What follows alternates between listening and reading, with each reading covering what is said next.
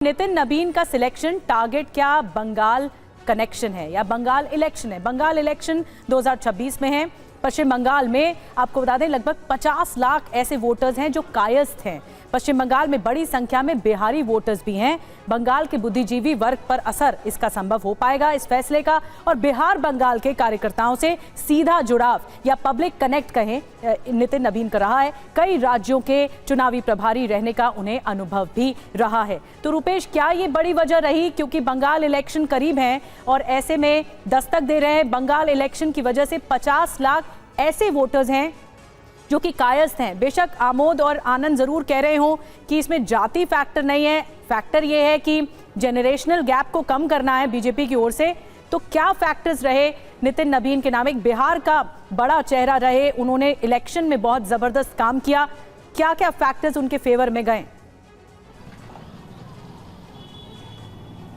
देखिए, एक तो भारतीय जनता पार्टी ने जो नई रणनीति बनाई है, जो नवीन रणनीति, नितिन नबीन के नाम में भी नवीन है और भारतीय जनता पार्टी की जो एक नवीन रणनीति है उसी रणनीति के हिस्सा है कि एक युवा हो, ऊर्जावान हो, गैर विवादास्पद हो, अनुशासित इसलिए क्योंकि पिताजी के रहने के बावजूद वो पार्टी में जुड़े, अखिल भारतीय विद्यार्थी परिषद से जुड़े, फिर युवा मोर्चा से एक लड़का जुड़ता है, युवा मोर्चा का प्रदेश अध्यक्ष होता है, राष्ट्रीय महासचिव होता है, और उसके बाद से पिता के निधन के बाद उपचुनाव में वो सीधे तौर पर संसदीय राजनीति में वो उनका प्रवेश होता है 2006 में जाकर के। और उसके बाद से आप देखिए 2006 जीते, 10, 15, 20 और 25, और हमेशा उनकी जीत का मार्जिन 50,000 से ज़्यादा रहता है। 2025 में भी इस बार उन्होंने 52,000 से ज़्यादा मतों से जीत हासिल की है।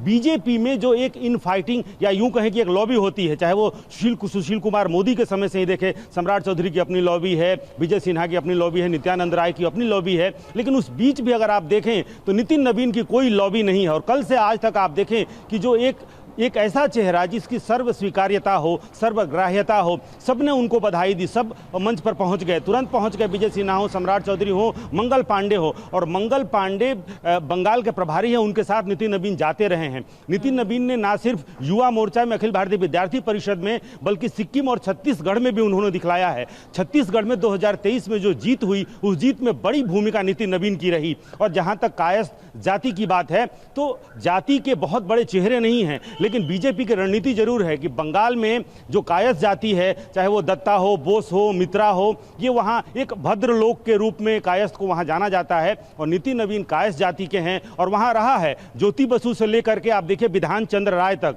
विधान चंद्र राय हो या फिर ज्योति बसु, उस जाति का वहाँ पर प्रभाव रहा है, राजनीति में हस्तक्षेप रहा है। ऐसे में अगर उसी जाति के एक सर्वग्राह्य और गैर विवादास्पद सरकार और संगठन दोनों की जो पसंद हो, उस पसंद को अगर राष्ट्रीय अध्यक्ष, हालांकि बहुत बड़ी बात है, नितिन नबीन ने भी खुद नहीं सोचा होगा, कार्यकर्ताओं ने भी, हालांकि पटना में ही आप देखें तो कुम्हरार और पटना साहिब, यही तो सरप्राइजिंग फैक्टर था। टिकट दिया गया, नितिन नबीन ने खुद ही नहीं सोचा होगा। सरप्राइज तो यही था, आश्चर्यचकित वाली जो फैसला था वो यही था कि उन्होंने खुद भी नहीं सोचा होगा कि वो कार्यकारी अध्यक्ष के लिए आगे उनका नाम बढ़ाया जा रहा है और इस पर मोहर लग गई है। अब देखिए, मैं आऊंगी रुपेश आपके पास। 45 साल की पार्टी है बीजेपी और 45 साल पुराना अध्यक्ष है। कुछ आपको आंकड़े दिखाते हैं। नितिन नबीन की जो उम्र है 45 साल है और बीजेपी 45 साल पुरानी पार्टी है। लेकिन इस बीच अगर हम मल्लिकार्जुन खड़गे की बात करें, पहले शरद पवार की बात करें, एनसीपी के 85 साल के, मल्लिकार्जुन खड़गे की बात करें, कांग्रेस के 83 साल के, ममता बनर्जी टीएमसी की बात, तृणमूल कांग्रेस की बात करें तो 70 साल की, मायावती बीएसपी 69 साल की, एमके स्टालिन डीएमके 72 साल के, उमर अब्दुल्ला नेशनल कॉन्फ्रेंस 55 साल के, अखिलेश यादव एसपी 52 साल के। तो हमने आपको प्रमुखों के बारे में बताया पार्टी के और जो जिन्होंने अध्यक्ष के तौर पर आगे वो बढ़े। अब आपको सुनाते हैं नितिन नबीन को बीजेपी कार्यकारी अध्यक्ष बनाए जाने पर बिहार के डिप्टी सीएम सम्राट चौधरी और कांग्रेस सांसद गौरव गोगोई ने क्या कुछ कहा है। मैं नरेंद्र मोदी जी, देश के प्रधानमंत्री जी को विशेष तौर पर और पूरी पार्टी, आदरणीय नड्डा जी और पूरी भारतीय जनता पार्टी को धन्यवाद देता हूं कि बिहार से एक पटना से हमारे नौजवान साथी नितिन नबीन जी को देश के कार्यकारी अध्यक्ष के तौर पर मनोनीत हुए हैं। इसके लिए विशेष शुभकामना भी देता हूं नितिन नबीन जी को कि भारतीय जनता पार्टी को जिस ऊंचाई तक आदरणीय प्रधानमंत्री जी के नेतृत्व में और आदरणीय नड्डा जी के नेतृत्व में बढ़ा है, आदरणीय नितिन जी के नेतृत्व में भी बिहार के साथ साथ पूरे देश में भारतीय जनता पार्टी मजबूती के साथ खड़ा होगा। मेरी पूरी शुभकामनाएं। कांग्रेस और भाजपा के बीच में फर्क स्पष्ट है। कांग्रेस में कार्यकर्ताओं की दिल की आवाज़ को सुना जाता है और पिछले समय पर हमने एक चुनावी प्रक्रिया के द्वारा अब हमने अपने दल के सभापति को चुना।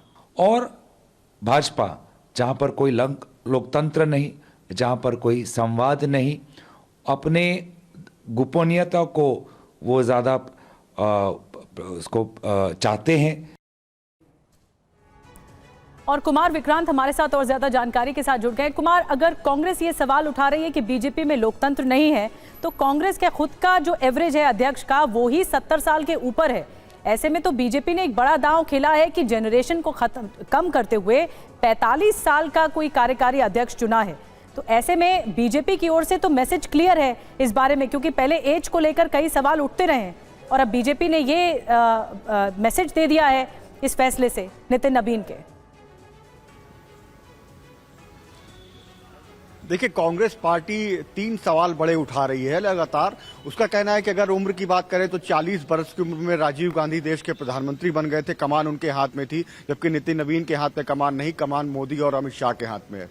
दूसरी अहम बात जहां तक उम्र की आती है, उन्होंने कहा कि राहुल गांधी अब से कुछ दिन पहले 2018 में 48 वर्ष की उम्र में अध्यक्ष थे। उसके बाद शशि थरूर भी चुनाव लड़े, खड़गे भी चुनाव लड़े, तो खड़गे जीते और खड़गे अध्यक्ष हैं। हमारे यहाँ पर कांग्रेस का कहना है कि कुछ ऐसा नहीं होता है कि कोई किसी को हम मार्गदर्शन मंडल में भेज दें, जबकि आडवाणी जी को, सुमित्रा महाजन जी को, ऐसे तमाम बीजेपी के मुरली मनोहर जोशी नेताओं को खुद मोदी जी मार्गदर्शन मंडल में भेज देते हैं। लेकिन जब उनकी खुद की उम्र 75 पार होती है, मोहन भागवत की उम्र 75 पार होती है, वो अपने पद पर बने रहते हैं। तो नवीन जय हिंद को सिर्फ एक मोहरे के तौर पर, चेहरे के तौर पर रख दिया गया है, लेकिन कमान तो अभी 75 पार के मोदी के हाथ में ही है। तो कांग्रेस लगातार काउंटर कर रही है और सबसे बड़ा काउंटर ये कर रही है कि लगातार बीजेपी परिवारवाद की बात करती थी, अब उन्होंने खुद बीजेपी की ओर से जो नए अध्यक्ष, कार्यकारी अध्यक्ष नवीन जय हिंद, वो बीजेपी के एक वरिष्ठ नेता के बेटे हैं। जी ठीक है, बड़ी बात है कि अब देखना होगा कि क्योंकि ये रार बढ़ती जाएगी और वार पलटवार भी होगा। लेकिन हमारे साथ खास मेहमान हैं, हर्षवर्धन त्रिपाठी जी भी हैं और अवधेश कुमार जी भी हैं। अवधेश जी, मैं आपसे शुरुआत कर रही हूँ। एक आंकड़ा आया था बिहार चुनाव के बाद कि इतनी बड़ी जीत क्यों हुई, तो नितिन नबीन को लेकर कहा गया कि पटना, गया, मुजफ्फरपुर, भागलपुर जैसे शहरों में उनकी राजनीतिक पकड़ अच्छी है, व्यापारी वर्ग में, मिडिल क्लास में प्रोफेशनल वोट निर्णायक साबित हुए। इसीलिए क्या जो उनकी पकड़ मजबूत है बिहार में, तो राज्य से हटाकर अब वही पकड़ मजबूत करने की कोशिश सेंट्रल लेवल पे हो रही है, यही चुनाव की बड़ी वजह बताई जा रही है, ऐसा आप मानते हैं? देखिए, बिहार चुनाव का परिणाम एक सामूहिक नीति, सामूहिक नेतृत्व की परिणति थी। उसमें एक एक व्यक्ति की ताकत लगी थी, नितिन नबीन भी की भी ताकत लगी है। लेकिन बिहार चुनाव का कोई नेतृत्वकारी भूमिका नितिन नबीन जी की हो, ये वहाँ नहीं था, ऐसा नहीं था। लेकिन जो केंद्रीय नेतृत्व ने अगर उनका नाम तय किया है और लाया है, जो कि सबके लिए चौंकाने वाला है और सबको आश्चर्य हुआ है। आश्चर्य भी इसलिए हुआ कि हम लोग परंपरागत तरीके से देखते हैं कि पार्टी में सीनियर कौन है, किसका कंट्रीब्यूशन है। अब नरेंद्र मोदी और अमित शाह के जो काम करने के तरीके हैं वो परंपरागत धारा से अलग है। तो ये भारतीय जनता पार्टी में जितनी मेरी अपनी समझ बनी है, जो मैं लंबे समय से ऑब्जर्व कर रहा हूँ, कि नरेंद्र मोदी शायद ये इस दिशा में अब आगे बढ़ रहे हैं कि आने वाले 5 साल, 7 साल, 8 साल, जब भी मैं पार्टी से रिटायर हूँ या मैं स्वयं को करूँ, तब तक जो है आने वाले 20, 25, 30 साल के लिए हर स्तर पर हमारे नेता तैयार हो जाएं। इसी को कुछ लोग जनरेशन चेंज कहते हैं। जी जी। उसी में आप देख रहे हैं पुष्कर सिंह धामी से लेकर, अब मुख्यमंत्रियों का आपने खुद नाम सब दिया है, पुष्कर सिंह धामी से लेकर विष्णुदेव साय होंगे, वहाँ मोहन यादव हो गए, भजन लाल शर्मा हो गए, देवेंद्र फडणवीस हो गए। तो ऐसे नाम वो लाए हैं चुन करके। अब अध्यक्ष में ये नाम आया है। तो अभी नितिन नबीन जी आए हैं और ये मुझे लगता है कि नितिन नबीन के अंदर जो विनम्रता है, सीखने की क्षमता है, जितने अपने पार्टी में प्रदेश के युवा मोर्चा के अध्यक्ष के रूप में, केंद्रीय युवा मोर्चा के महासचिव के रूप में, और ये 5 बार के विधायक के रूप में और 3 बार मंत्री रहने के रूप में, इस सब में जो अनुभव है और नेताओं के साथ जो संबंध है, वो प्रूव करेंगे अपने आप को। और इस समय एक वातावरण, आने वाले समय में अगर टीम भी बनेगी तो टीम अध्यक्ष के लगभग अनुरूप बनेगी। बड़ी बात है। जहां तक वो बता रहे हैं, देखिए कांग्रेस ने जो टिप्पणी की है, अभी इनका चुनाव नहीं हुआ है, लेकिन परिस्थिति में भारतीय जनता पार्टी के संविधान में संसदीय बोर्ड को यह अधिकार है। तो यह भी एक लोकतांत्रिक प्रक्रिया है कि संसदीय बोर्ड ने तात्कालिक स्थिति को देखते हुए कि जेपी नड्डा जी का कार्यकाल जो जून 2025 में समाप्त 24 में समाप्त हो गया, आगे बढ़ाना है, तो उसने एक निर्णय किया है। इनका जो निर्वाचन होगा आगे, अगर इन्हीं का निर्वाचन होगा तो फिर लोकतांत्रिक प्रक्रिया से होगी और केंद्रीय परिषद जो नेशनल काउंसिल होता है वही इसका बिल्कुल अवधेश जी, और देश आगे बढ़ रहा है तो सेकंड जनरेशन भी तैयार हो रही है और वही जनरेशन अब लीड करने की सिचुएशन में आ रही है। हर्षवर्धन जी, मैं आपके पास आ रही हूं। ये वो कांग्रेस है जो सवाल उठा रही है, जिन्होंने खुद का अध्यक्ष चुनने में इतना वक्त लगा दिया मल्लिकार्जुन खड़गे के तौर पर, क्योंकि पहले राहुल गांधी नहीं राजी हो रहे थे। अब बीजेपी की ओर से एक कन्वेंशनल मेथड को किनारे किया गया है और जैसे मुख्यमंत्रियों का चेहरा जो सरप्राइजिंग फैक्टर होता है वो सामने आया नितिन नवीन के रूप में। आप ये मानते हैं कि ये स्ट्रैटेजी काम कर रही है?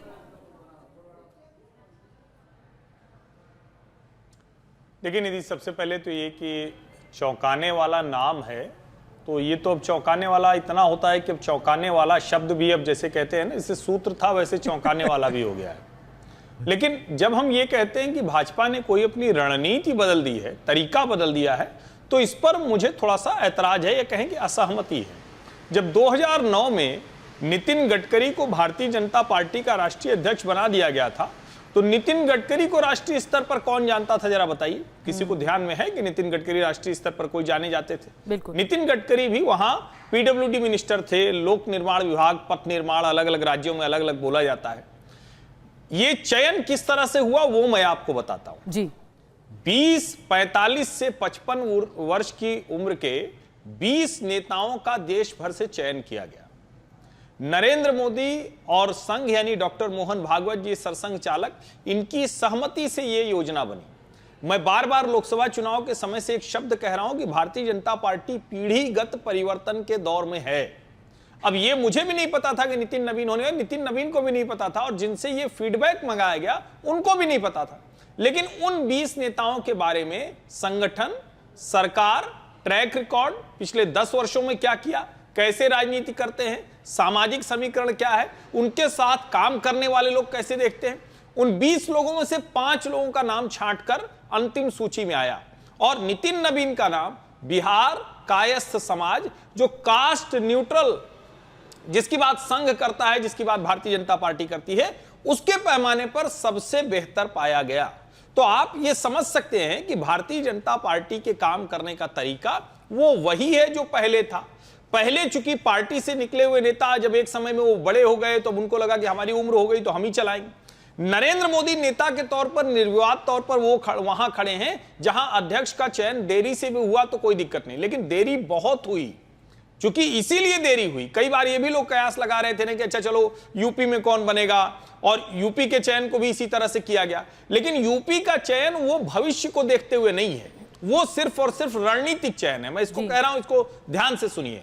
पंकज चौधरी का चयन रणनीतिक है कुछ समय के लिए, नितिन नवीन का चयन फ्यूचर को देखते हुए, भारतीय जनता पार्टी के भविष्य को देखते हुए। बिल्कुल बड़ी बात आपने कह दी हर्षवर्धन जी कि पंकज चौधरी का नाम, क्योंकि जो आगे अभी प्रेजेंट देखते हुए, वर्तमान देखते हुए तय किया गया, लेकिन नितिन नवीन का नाम फ्यूचर, भविष्य देखते हुए कहा गया। और फ्यूचर तभी तय होता है, फैसले तभी होते हैं जब पास्ट के परफॉर्मेंस देखे जाते हैं।